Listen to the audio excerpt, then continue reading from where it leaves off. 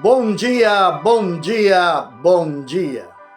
Que a graça, que a paz, que a misericórdia do nosso Senhor Deus Todo-Poderoso seja sobre suas vidas nesta manhã de quarta-feira, dia 21 de maio do ano 2025. Graças a Deus por nós poder estar aqui nesta manhã para compartilhar uma palavra de Deus com todos vocês. Elisa, lá na cidade de Alegrete, que Deus abençoe poderosamente sua vida, do seu esposo, da sua família, que Deus venha abençoá-los de uma maneira muito especial, assim como também nossa irmã Maria, aqui na cidade de Cacequi, Rio Grande do Sul. Abençoamos a vida da nossa irmã Maria, da sua família, sua casa. Deus venha abençoá-los poderosamente. Estamos hoje aqui tomando mate com este poça-mate aqui. É minha esposa que está fazendo, que está aqui junto comigo. E vou fazer a propaganda para ela, porque depois eu posso ter algum benefício também. Se você desejar algum produto feito neste material, não sei bem como é que se chama, mas vocês entendem que material é, ela está fazendo. Então, por exemplo, este poça-mate, somente por R$20, você pode levar um para a sua casa e estará cooperando, estará ajudando a obra de Deus aqui na cidade de Cacequi, Rio Grande do Sul. Assim como também outras coisinhas que ela tem aí. Feito meu comercial, vamos então à palavra de Deus desta manhã com a Bíblia, o mate e o amanhecer. Donde estaremos compartilhando a palavra de Deus nesta manhã no livro de Atos, capítulo número 5. Livro de Atos, capítulo número 5. Eu sei que muitas pessoas conhecem esta passagem. Este capítulo bíblico é muito pregado mesmo. Se fala muito deste capítulo 5. Mas nós vamos esquadrinhá-lo mais profundamente. Se hoje der o tempo, dá, senão continuaremos amanhã também com este capítulo 5. Eber, bom dia, ali na cidade de Taquarembó, República Oriental do Uruguai. Que Deus venha abençoá-los poderosamente. Nós, no dia de ontem, não estivemos aqui na nossa página, como é normal todos os dias, devido a um problema que deu aí no meu celular. Ele apagou e foi muito trabalho, então, para depois poder recuperá-lo e ter que formatá-lo todo novamente. Foi uma coisa bem estranha o que aconteceu ontem, então fizemos no Facebook da minha esposa, porque não poderíamos deixar de levar a palavra de Deus, pois é um compromisso nosso com o Senhor Deus Todo-Poderoso de entregar esta primícia todas as manhãs de segunda a sexta-feira, 7 horas da manhã, de estar meditando, falando da palavra de Deus, como uma primícia, entregar nossas primeiras horas do amanhecer, as horas que nós levantamos para o Senhor Deus Todo-Poderoso. Agora, para nós entender o capítulo número 5 do livro de Atos, nós devemos de começar no capítulo número 4. O livro de Atos foi escrito por Lucas. O Lucas, aquele mesmo que escreveu também o Evangelho de Lucas. Lucas era um médico, Paulo vai chamá-lo do médico amado.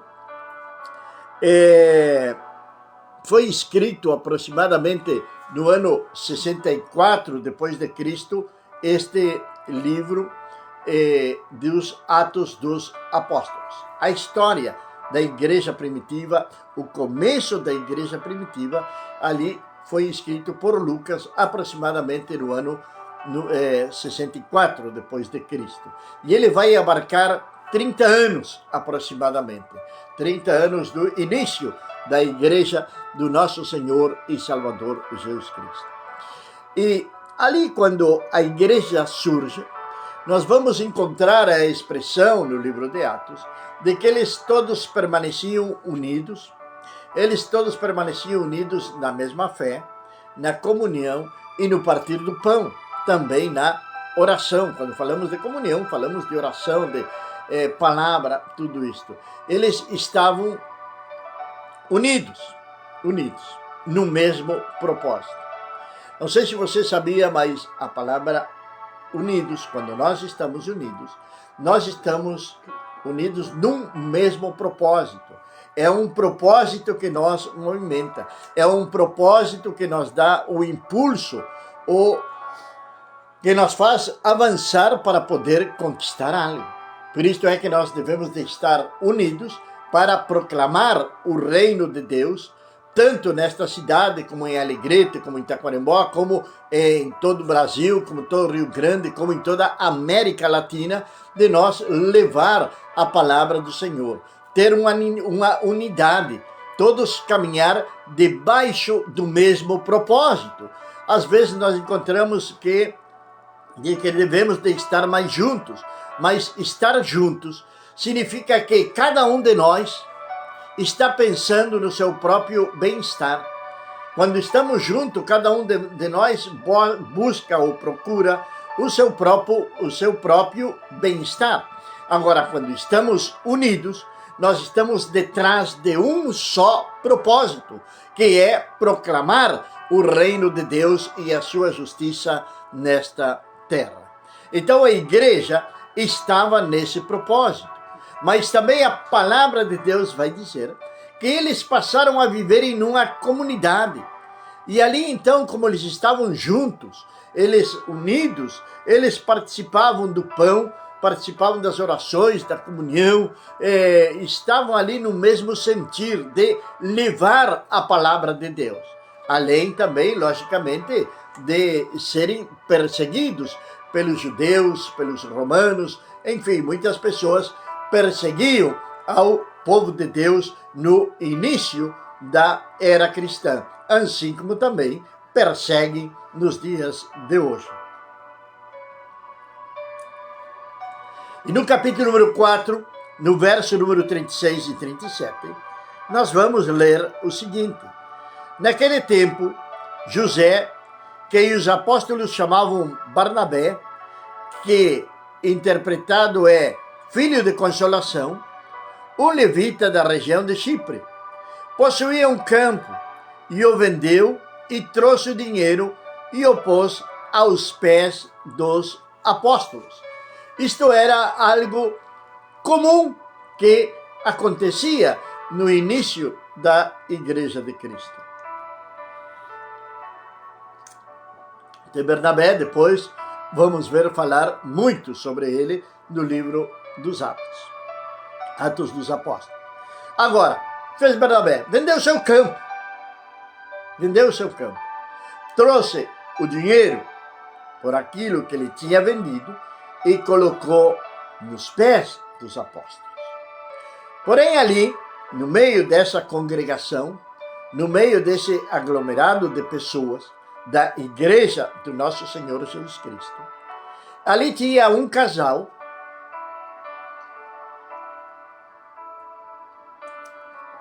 que estavam juntos, mas não estavam unidos.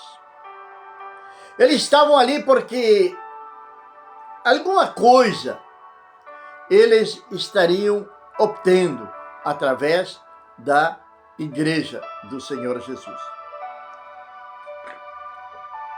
Você sabe que muitas pessoas, muitas vezes, se aproximam da igreja, se aproximam da congregação para ter algum benefício. Elda, que Deus abençoe poderosamente lá na cidade de Artigas, Uruguai, que a paz de Deus seja sobre sua vida nesta manhã. Que a graça de Deus esteja sobre tua vida, Elda. Elda mora ali na cidade de Artigas, no bairro, no bairro Cemitério, nosso bairro ali onde nós nascemos. Então, amados, Bernabé vende e traz, coloca aos pés dos apóstolos o dinheiro, aquilo que ele tinha adquirido pela a venda da sua propriedade. Assim como outros também tinham feito o mesmo. Por que faziam isto? Faziam isto porque eles estavam vivendo numa comunidade. Eles estavam morando no mesmo lugar. As despesas deveriam ser muitas. Imagina, muitas vezes, cozinhar para 10, 20 pessoas. Imagina cozinhar para 100, 200, 300, 400, 500, 1000 pessoas. Só quando Pedro pregou se converteram 3.000.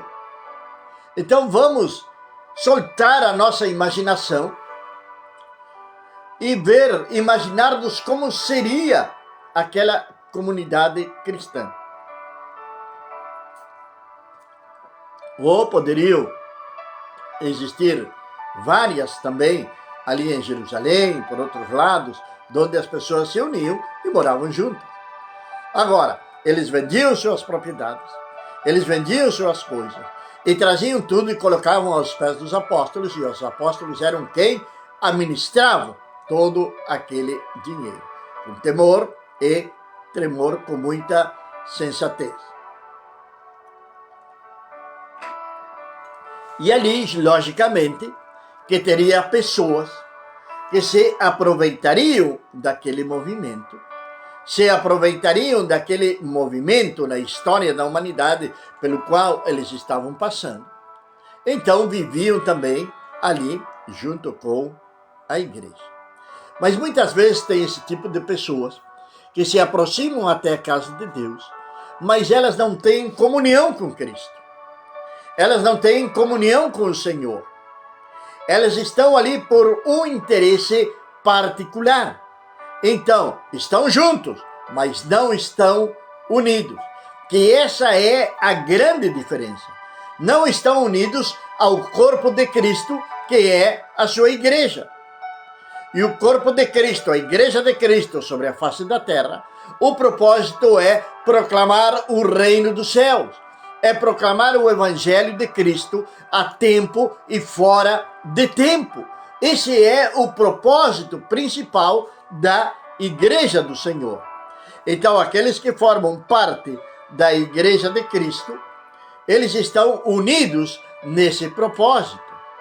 Mas também ali, no meio da igreja do nosso Senhor e Salvador, tem aquelas pessoas que estão juntas, mas não estão no mesmo propósito. Elas estão com seus propósitos egoístas, egocêntricos. Elas estão pensando no seu próprio bem-estar, na sua própria vida, no seu próprio bem, para elas se sentirem cômodas ali naquele lugar. E ali naquele lugar tinha um casal que eu acredito que fosse um tipo destas pessoas pela atitude que eles tomaram. E é um casal bastante conhecido por todos nós, pois estamos falando de Ananias e Safira. Diz a palavra de Deus, no versículo 5 de Atos, agora sim, vamos entrar ali, no versículo 5, no verso número 1, vai dizer a palavra de Deus: mas certo homem, cujo nome era Ananias, juntamente com a sua esposa, chamada Safira, vendeu o seu campo. Tudo bem, eles tomaram essa decisão. Agora, o interessante aqui é saber o que impulsionou eles fazerem isto. Por que eles fizeram isto? Por que eles venderam a sua propriedade? Eu me faço esta pergunta porque imediatamente no versículo número 2, a palavra de Deus vai dizer: e tendo sustraído uma parte do seu preço. Eles sustraíram uma parte do seu preço. Eles guardaram para si mesmos. Eles levaram aquele dinheiro também aos pés dos apóstolos. Mas agora a pergunta é: por que foram desonestos? Estavam ali junto com o corpo de Cristo, mas não estavam unidos. O que movimentou eles fazerem isso? Talvez foi ciúme, porque viram que Bernabé vendeu e trouxe todo o dinheiro e colocou ali aos pés dos apóstolos. Tem pessoas que não podem ficar, como se diz comumente, ficarem para trás. Elas querem aparecerem. Tem pessoas que estão dentro das congregações, que congregam conosco, que estão ali todos os dias, mas elas têm uma necessidade de aparecer. Como diz um pastor amigo meu, querem terem visibilidade. Querem visibilidade. Então elas fazem de tudo para chamar a atenção do povo para elas. Elas vão fazerem de tudo. Já seja na maneira de vestir, na maneira de falar, na maneira de comportar-se. Mas, por dentro, no seu coração, lá no mais profundo do seu coração, elas vão ter ciúme, elas vão querer aparecer. Eu anotei algumas características aqui. Ou, muitas vezes, elas querem ser uma cópia barata ou pirateada de outras pessoas. Elas querem viver uma vida que, na realidade, não é a vida delas. Vivem uma vida de aparências, aparentando ser alguém, quando na realidade não são ninguém. Aparentando ter, quando na realidade não tem. Então eu imagino que este casal, Ananias e Safira, era um desses casais, tipo dessas pessoas que estão na igreja, mas não estão unidas. Elas estão juntas, detrás dos seus próprios propósitos, detrás das suas próprias necessidades. São pessoas que têm vanaglória, que são orgulhosas, que causam dissensões ou picuinhas dentro do corpo de Cristo, sempre estão reclamando, sempre estão falando mal disto ou daquilo, sempre estão murmurando, principalmente dos pastores, isso é algo dos obreiros, isso é algo notório na vida dessas pessoas. Agora, diz a palavra de Deus que, tendo sustraído uma parte do seu preço, ele ocultou. Agora, sua esposa também sabia o que ele tinha feito. Ele ocultou, sabendo sua esposa, e levou o que lhe sobrou do dinheiro e o pôs aos pés dos apóstolos.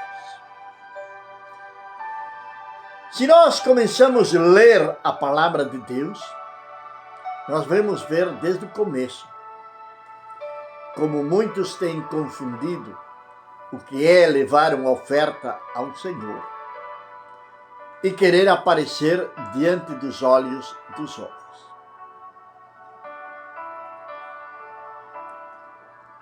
O primeiro que cometeu este grande erro foi Caim, quando levou uma oferta ao Senhor daquilo que ele colheu ali na sua chácara, na sua horta, na sua lavoura. Mas ele não escolheu o melhor. Abel escolheu o melhor que ele tinha. Ele levou um cordeiro. Ele era pastor de ovelhas. E como alguns dizem, não é verdade, alguns que criam muitas vezes algum animalzinho para o consumo. Pode ser ovelha, vaca, porco, galinha, não sei. Mas muitas vezes tomam um certo carinho por aqueles animais. E depois, quando chega o tempo do abate, tem que matar. As pessoas não querem. E se matam um bichinho, elas não vão comerem a carne, porque elas vão sofrerem pela morte daquele animalzinho. Então, a oferta que levou Abel era deste tipo. Ele levou o melhor de todos aqueles que ele tinha e entregou ao Senhor. Mesmo com o sentimento de sacrificar aquele animalzinho. Uma oferta ao Senhor é um ato de sacrifício. É um ato de sacrifício. Agora, eles sustraíram, quiseram aparentar. Vamos dizer que eles venderam por 1.000 e levaram 500 ou 300 e colocaram aos pés dos apóstolos. Como dizendo, nós também trouxemos o dinheiro daquilo que nós vendemos. Isso nós encontramos aqui na palavra de Deus que fez Ananias e Safira. E isto vai no meu pensamento, na minha linha de pensamento nesta manhã, que Ananias e Safira eram um casal egoísta, era um casal invejoso sobre todas as coisas e que deveriam ter muitos problemas ali naquela comunidade. Porque eles concordaram, a mulher concordou. Não é em vão que o sábio Salomão vai escrever no livro de Provérbios, no capítulo número 31, aquele versículo que é tão conhecido e tão utilizado por muitos, que a mulher sábia, ela edifica a sua casa. A mulher sábia edifica a sua casa. Agora, a tola, ela vai destruir. Quantos maridos têm se convertido pela sabedoria da sua esposa? Quantos esposos permanecem no caminho do Senhor pela oração e a sabedoria da esposa? Quantos são excelentes pregadores da palavra de Deus, pregam a palavra de Deus com excelência, porque tem uma esposa que ora, que intercede, que aconselha, que fala com eles. Mesmo que, muitas vezes, isso até possa se tornar uma certa discussão dentro do casal, que possam até discutirem, mas de logo o marido vai raciocinar, ele vai ver que a esposa tinha razão. Porque Deus dotou a mulher, ou deu para a mulher outra visão. Agora, quando não há sabedoria na esposa, quando a sabedoria da mulher é para a maldade, ela vai levar o esposo também pelo mesmo caminho. Nós temos um exemplo na palavra de Deus, Jezabel. Lá em Reis, lembra do profeta Isaías? Lá no livro de Reis, lembra do profeta Isaías, do profeta Elias? Tudo o que aconteceu com o rei Acabe, capítulo 17, 18, 19, ali de 2 Reis. Tudo o que aconteceu. Jezabel era uma mulher pagã e Acabe casa com ela. E esta mulher, aos poucos, ela vai introduzindo o culto a Baal em Israel. Ela vai levando o povo à idolatria, começando pela sua casa, pelo seu próprio esposo. E Acabe concordava com tudo o que Jezabel fazia. Jezabel chegou a matar a um homem chamado Nabote, porque Acabe chorava e se lamentava porque não tinha a vinha de Nabote, porque Nabote não quis vender para ele.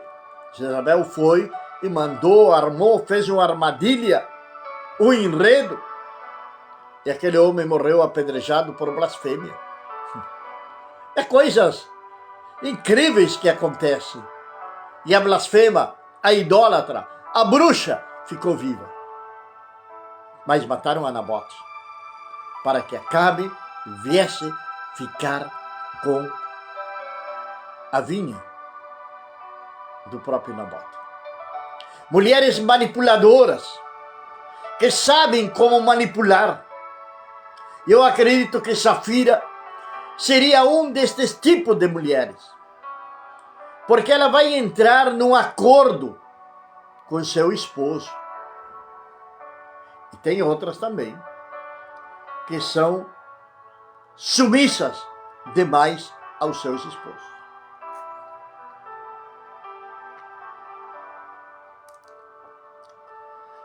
Tem uma grande confusão lá que as pessoas falam lá de Efésios capítulo 5, quando fala do relacionamento entre o homem e a mulher. Quando a palavra de Deus fala da submissão da mulher, não quer dizer que a mulher vai ser uma escrava. Não quer dizer isso. Que a mulher vai dizer sim a tudo aquilo que o marido diz. Talvez Safira era uma destas mulheres, que era totalmente dominada pelo seu esposo.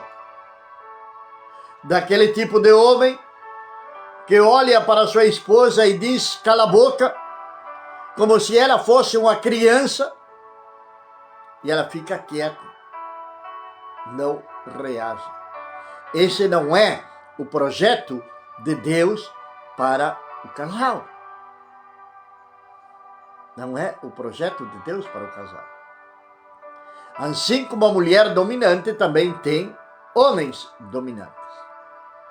Os dois devem de caminhar unidos, no mesmo propósito, na mesma visão, na mesma fé, na mesma esperança.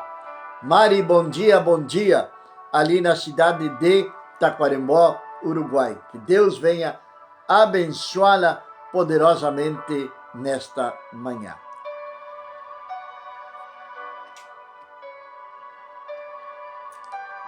Agora, em qual desse tipo de mulheres se encaixaria Safira?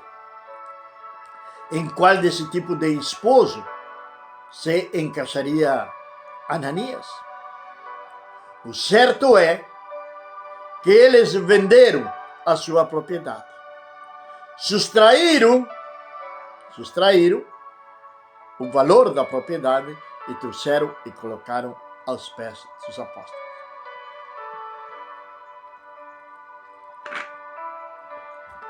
As pessoas muitas vezes querem serem abençoadas, porém elas mentem aos homens e pensam também que podem mentir a Deus. Esse é o nosso tema para o dia de amanhã. Pai amado e Senhor Deus Todo-Poderoso, Senhor, estamos na Tua presença nesta manhã, meu Pai. Senhor, nesta manhã, eu quero levar a minha oração, Senhor, a favor dos casal, meu Pai. Senhor eterno, que a Tua presença possa estar no meio dessa união, meu Deus. Senhor, que não venha existir dissensões, que não venha existir autoritarismo, que possam, Senhor eterno, caminhar no mesmo sentir, na mesma fé, no mesmo propósito, meu Pai. Senhor, abençoa, Senhor amado, o casamento, Senhor. Abençoa, Senhor, o casamento desse homem, dessa mulher, que estão, Senhor, neste momento conectados conosco. E aqueles, Senhor, que vão assistirem esta transmissão mais tarde, meu Pai. Que a Tua bênção, Senhor, esteja sobre eles.